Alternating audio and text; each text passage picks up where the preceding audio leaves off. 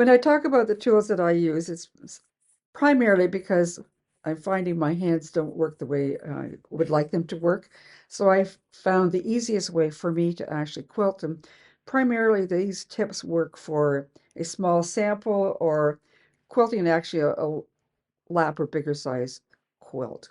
I start off by using fine needles with a fine eye. You probably said, okay, maybe that doesn't work, but I do it because it's very easy to quilt with.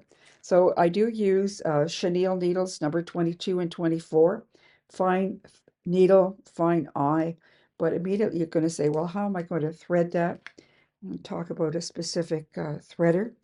The brand happens to be Lauren, but I think you can find other variations of it. It's a thin threader.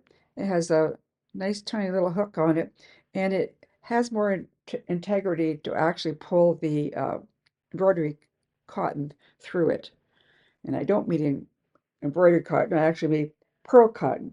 I haven't talked about the fact that I don't use embroidery floss, although it's less expensive. It has 6 strands, and so it can split easily while you're quilting. So I have an affinity for using Valdani pearl cotton in a 12 weight because it's fine enough to go through the needle and very soft and nice to quilt with.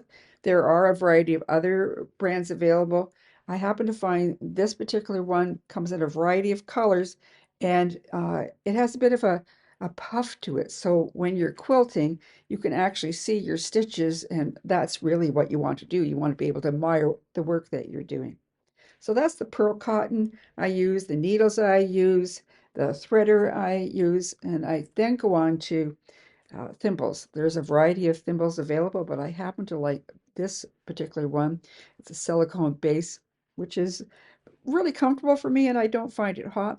But whatever thimble you choose, you need to see that you have one with a lip on it because when you're actually quilting, you don't want the thimble to fly off the tip of your needle. So that's the one thing I use. I hear a complaint a lot about how your hands get tired quilting.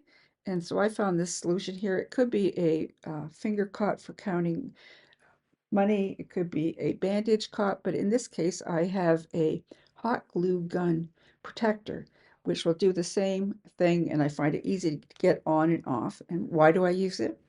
To alleviate that stress on my hand because as you quilt, you have a grabber which actually helps you pull your needle through your fabric, making it a lot easier to work with. People also talk about, let me get these things out of the way, about quilters hoops, and I highly recommend using a quilt from the beginning. You'll recognize in a quilter's hoop with the block at the end. It has the ability to have a really wide expansion, which will take the thickness of your quilt. It's also good if you're working with a large project, a baby quilt, a lap quilt. You need the integrity of that hoop to hold the bulk of the quilt top that you're working with. You'll also notice that it's thicker, and so that gives you the strength of not having the hoop break while you're working. I have used embroidery hoops and I have it in this small project that I've done. But again, you see there's very little expansion here, but when you, with the fastener, it's much thinner, so it doesn't work well with a larger quilt because it can easily snap. But in this particular small project that I used a piece of fabric and fussy cut it, and so I actually did improv stitching, but I actually went and finished it on the back so that I could hang it on the wall and appreciate my work.